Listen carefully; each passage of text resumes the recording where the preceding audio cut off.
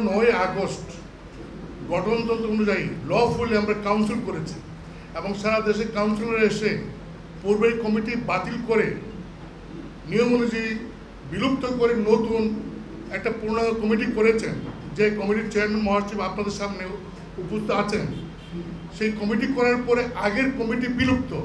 কাজেই জিএম কাদের সাহেব যদি এখন জাতীয় পার্টি হিসেবে দাবি করেন সেই অধিকার তার নাই।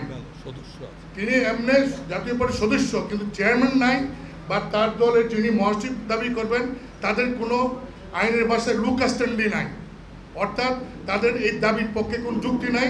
এই দাবিটা অযৌক্তিক, অন্যায়।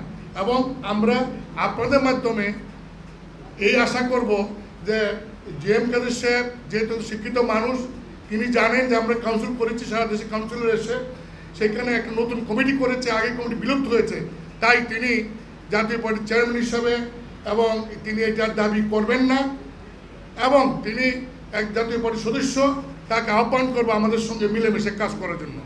আর যেটা কার্যালয় সেটা জাতীয় পার্টি কার্যালয়, সেই কার্যালয় বিষয়ে জাতীয় পার্টি পূর্ণাঙ্গ কমিটি করার পর দলীয়ভাবে আমরা মিটিং করে তখন আমরা সিদ্ধান্ত নেব সেই পার্টির বিষয়ে আমরা কী করব।